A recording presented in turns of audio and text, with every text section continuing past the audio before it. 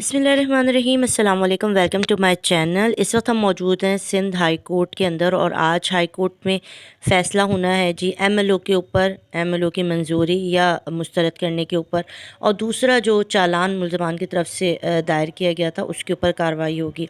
अच्छा, कार्रवाई का आगाज़ हो चुका है। अदालत ने 11 बजे का टाइम दिया था और नासिर जबरान साहब भी जो है इस वक्त पहुँच चुके हैं, उनकी लीगल टीम भी उनके साथ मौजूद है।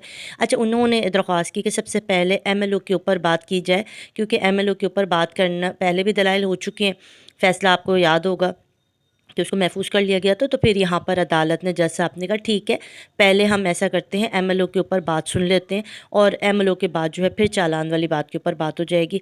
आज जो अदालत के अंदर जज साहबान का मूड नज़र आया, जो हमें बात पता चली, वो ये थी कि वो बड़े इत्मीनान से, बड़े पुरसुकून तरीके से बात सुनना चाहते हैं और वो सुनना चाहते हैं कि आज चालान के ऊपर सही तरीके से जो है वो दलाइल कंप्लीट कर लिए जाए। अब देखते हैं, अभी तो जो है वो चल रहा है, मामला चल रहा है और कुछ ही देर में जो है वो उसके ऊपर बात पता चल जाएगी। काफ़ी अरसा है कि जो मेहदी काज़मी साहब जो हैं वो अब अदालतों में नहीं आते। पहले मेहदी काज़मी साहब, उनकी वाइफ़ जो है वो मुस्तकिल अदालत की हर हेयरिंग पर आते थे। उनको जबरान नासिर साहब ने जब कहा कि आप बहुत ज़्यादा थक जाते हैं, तो उसके बाद जो है अब जबरान साहब की कहने की वजह से मेहदी काज़मी साहब अदालत में नहीं आते।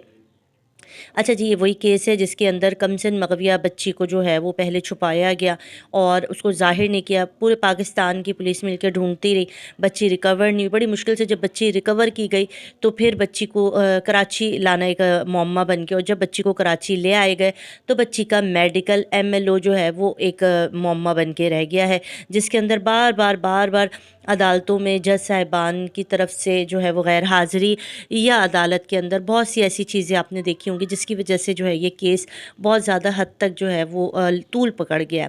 अच्छा जी, इंशाल्लाह आज उम्मीद है कि एमएलओ के ऊपर कोई ना कोई फ़ैसला ज़रूर आ जाएगा। दुआ की अपील है कि अल्लाह करे कि एमएलओ को मंजूर कर लिया जाए, ताकि उसके बाद जो मुल्ज़िमान हैं शब्बीर और ज़हीर, उनको कैफ़रे किरदार तक पहुँचाया जा सके और जो जुल्म बर्बरियत उन्होंने मेहदी काज़मी साहब की बेटी के साथ किया उनको इबरतनाक सज़ा मिले। तो दुआ में याद रखिएगा।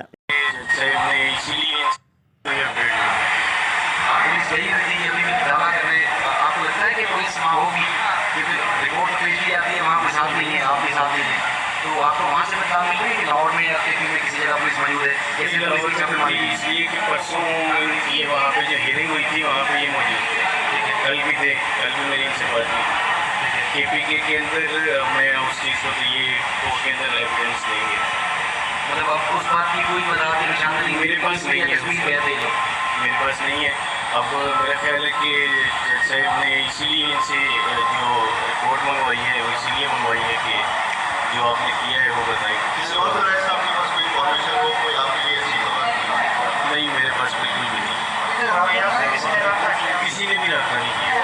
अनफॉर्चुनेटली बहुत अनफॉर्चुनेट चीज़ है कि एक बच्ची, पूरे पाकिस्तान की पुलिस मिलकर एजेंसियाँ हैं वो भी तलाश नहीं कर पा रहे थे। बड़ी alarming situation. Sir, social media पे ये बात कुछ करने से पहले मुख्तलिफ ज़राए से रब्ता किया जा रहा है कि कोर्ट से बाहर करने का।